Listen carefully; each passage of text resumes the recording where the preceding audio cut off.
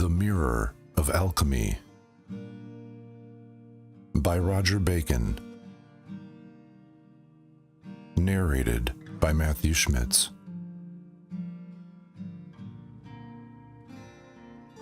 Chapter 1 of the Definitions of Alchemy. In many ancient books there are found many definitions of this art, the intentions whereof we must consider in this chapter. For Hermes said of this science, "Alchemy is a corporal science simply composed of one and by one, naturally conjoining things more precious, by knowledge and effect, and converting them by a natural commixtion into a better kind." A certain other said, "Alchemy is a science, teaching how to transform any kind of metal into another, and that by a proper medicine, as it appeared by many philosophers' books. Alchemy, therefore, is a science teaching how to make and compound a certain medicine, which is called elixir, the which, when it is cast upon metals or imperfect bodies, does fully perfect them in the very projection." Chapter 2 of the Natural Principles and Procreation of Minerals. Secondly, I will perfectly declare the natural principles and procreations of minerals, where first it is to be noted that the natural principles in the mines are argent vive and sulfur. All metals and minerals, whereof there be sundry and diverse kinds, are begotten of these two. But I must tell you that nature always intends and strives to the perfection of gold, but many accidents coming between change the metals, as it is evidently to be seen in diverse of the philosophers' books. For according to the purity and impurity of the two aforesaid principles, argent vive and sulfur, pure and impure metals are endangered, to wit, gold, silver, steel, lead, copper, and iron, of whose nature, that is to say, purity and impurity, or unclean, superfluity, and defect, give ear to that which follows. Of the nature of gold.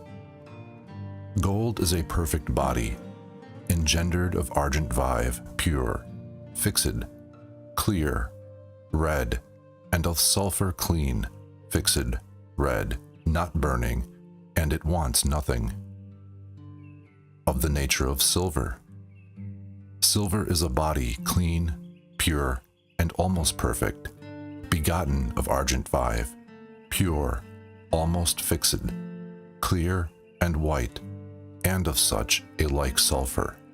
It wants nothing save a little fixation, color, and weight.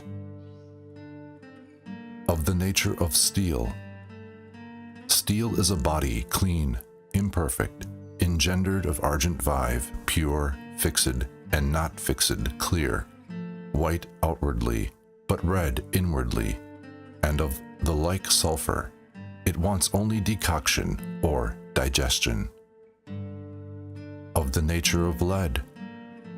Lead is an unclean and imperfect body, engendered of argent vive, impure, not fixed, earthy, dressy, somewhat white outwardly and red inwardly, and of such a sulfur in part burning. It wants purity, fixation, color, and firing. Of the nature of copper.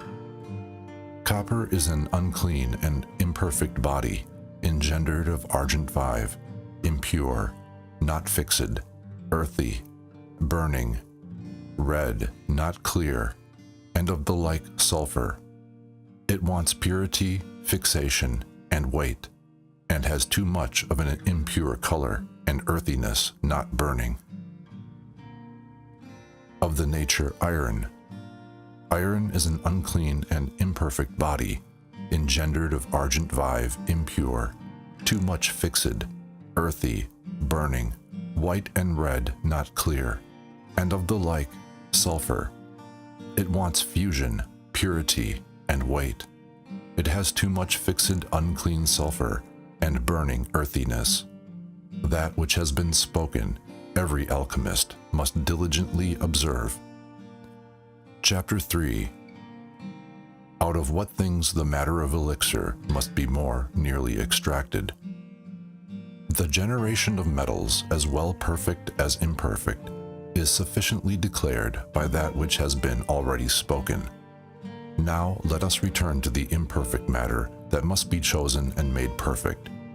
Seeing that by the former chapters we have been taught that all metals are engendered of argent vive and sulfur, and how that their impurity and uncleanness does corrupt, and that nothing may be mingled with metals which have not been made or sprung from them, it remains clean enough, that no strange thing which has not his original from these two is able to perfect them, or to make a change and new transmutation of them, so that it is to be wondered at that any wise man should set his mind upon living creatures or vegetables which are far off, when there be minerals to be found near enough.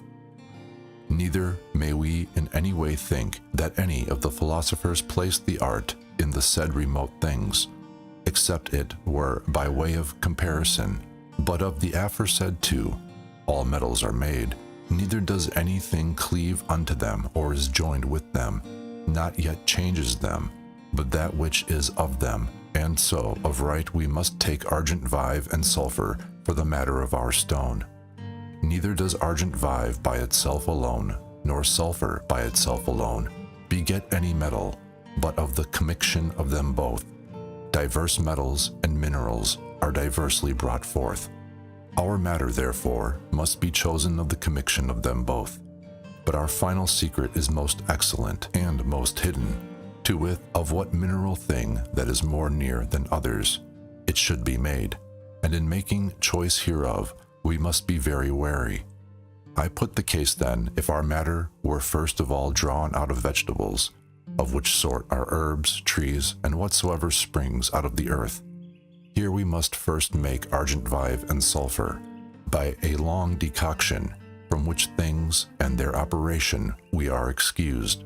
For nature herself offers unto us argent vive and sulfur, and if we should draw it from living creatures, of which sort is man's blood, hair, urine, excrements, hen's eggs, and what else proceed from living creatures, we must likewise out of them extract argent vive and sulfur by decoction, from which we are freed, as we were before, or if we should choose it out of middle minerals, of which sort are all kinds of magnesia, marcasites, of tuschia, coppers, alums, borax, salts, and many other. We should likewise, as afore, extract argent vive and sulfur by decoction, from which, as from the former, we are also excused. And if we should take one of the 7 spirits by itself, as argent vive, or sulfur alone, or argent vive and one of the 2 sulfurs, or sulfur vive, or auripigment, or citrine arsenicum, or red alone, or the like, we should never effect it, because since nature does never perfect anything without equal commixtion of both, neither can we. From these, therefore, as from the aforesaid argent vive and sulfur in their nature, we are excused. Finally, if we should choose them, we should mix everything as it is, according to a due proportion, which no man knows, and afterward decoct it to coagulation into a solid lump. And therefore we are excused from receiving both of them in their proper nature, to wit, argent vive and sulfur, seeing we know not their proportion, and that we may meet with bodies, wherein we shall find the said things proportioned, coagulated, and gathered together, after a due manner. Keep this secret more secretly. Gold is a perfect masculine body, without any superfluity or diminution, and if it should perfect imperfect bodies mingled with it by melting only, it should be elixir to red. Silver is also a body almost perfect and feminine, which, if it should almost perfect imperfect bodies by his common melting only, it should be elixir to white, which it is not, nor cannot be, because they only are perfect. And if this perfection might be mixed with the imperfect should not be perfected with the perfect, but rather their perfections should be diminished by the imperfect and become imperfect. But if they were more than perfect, either in a twofold, fourfold, hundredfold, or larger proportion, they might then well perfect the imperfect. And forasmuch as nature does always work simply, the perfection which is in them is simple, inseparable, and incommissible. Neither may they by art be put in the stone, for ferment to shorten the work, and so brought to their former state, because the most volatile does overcome the most fixed. And for that gold is a perfect body, consisting of argent vive, red and clear, and of such a sulfur. Therefore we choose it not for the matter of our stone to the red elixir, because it is so simply perfect, without artificial mundification, and so strongly digested and fed with the natural heat, that with our artificial fire we are scarcely able to work on gold or silver. And though nature does perfect anything, yet she cannot thoroughly mundify or perfect and purify it, because she simply works on that which she has. If therefore we should choose gold or silver for the matter of the stone, we should hard and scantily find fire working in them. And although we are not ignorant of the fire, yet could we not come to the thorough mundification and perfection of it, by reason of his most firm knitting together and natural composition.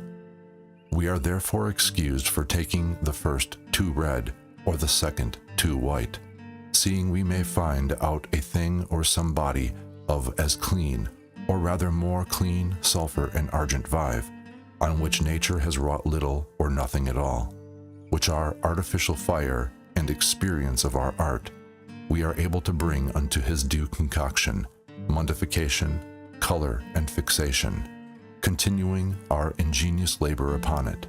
There must therefore be such a matter chosen, wherein there is argent vive, clean, pure, clear, white and red, not fully complete, but equally and proportionably commixed after a due manner with the like sulfur, and congealed into a solid mass, that by our wisdom and discretion, and by our artificial fire, we may attain unto the uttermost cleanness of it, and the purity of the same, and bring it to that pass, that after the work ended, it might be 1,000,000 times more strong and perfect than the simple bodies themselves, decocted by their natural heat.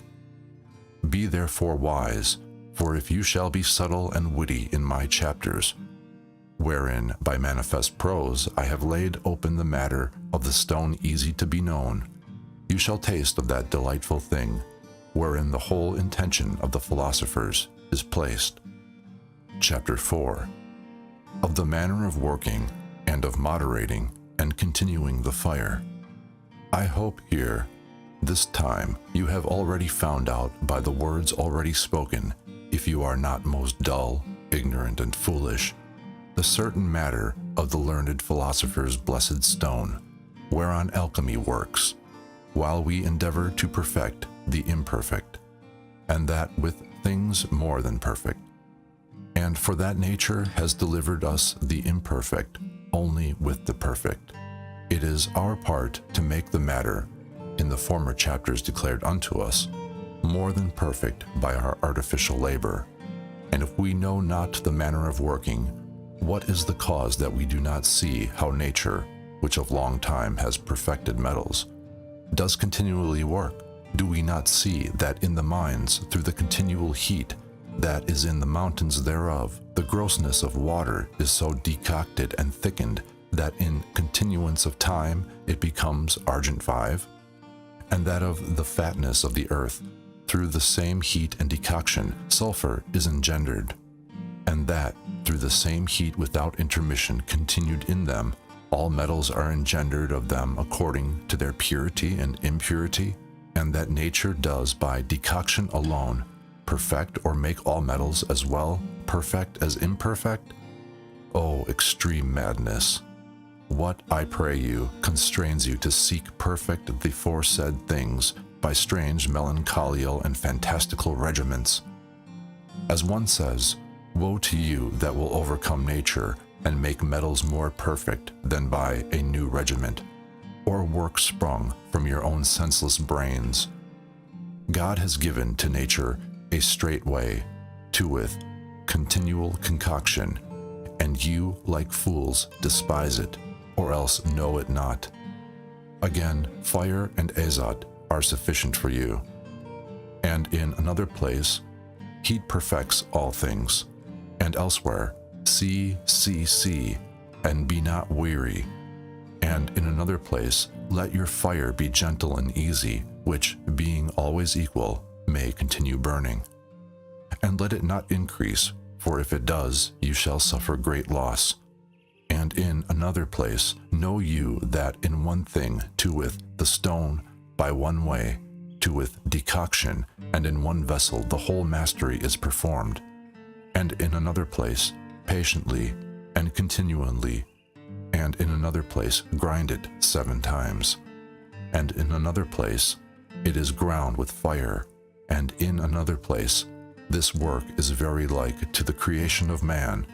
For as the infant in the beginning is nourished with light meats, but the bones being strengthened with stronger, so this mastery also. First it must have an easy fire, whereby we must always work in every essence of decoction. And though we always speak of a gentle fire, yet in truth we think that in governing the work, the fire must always, by little and little, be increased and augmented unto the red. Chapter 5. Of the quality of the vessel and furnace. The means and manner of working we have already determined. Now we are to speak of the vessel and furnace, in what sort and of what things they must be made. Whereas nature by a natural fire decocts the metals in the mines, she denies the like decoction to be made without a vessel fit for it. And if we propose to imitate nature in concocting, wherefore do we reject her vessel? Let us first of all, therefore, see in what place the generation of metals is made. It does evidently appear in the places of minerals, that in the bottom of the mountain there is heat continually alike, the nature whereof is always to ascend, and in the ascension it always dries up and coagulates, the thicker or grosser water hidden in the belly or veins of the earth or mountain, into argent 5. And if the mineral fatness of the same place arising out of the earth be gathered warm together in the veins of the earth, it runs through the mountain, and becomes sulfur, and as man may see in the foresaid veins of that place, that sulfur engendered of the fatness of the earth, as is before touched, meets with the argent 5, as it is also written, in the veins of the earth, and begets the thickness of the mineral water. There, through the continual equal heat in the mountain, in long process of time, diverse metals are engendered, according to the diversity of the place. And in these mineral places you shall find a continual heat. For this cause we are of right to note that the external mineral mountain is everywhere shut up within itself, and stony. For if the heat might issue out, there should never be engendered any metal.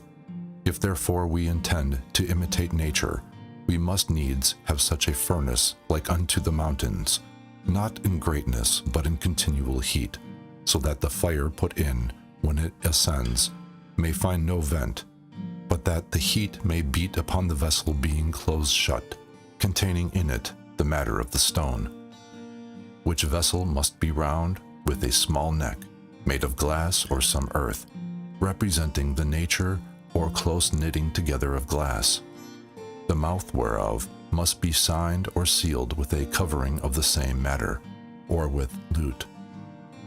And as in the mines, the heat does not immediately touch the matter of sulfur and argent 5, because the earth of the mountain comes everywhere between.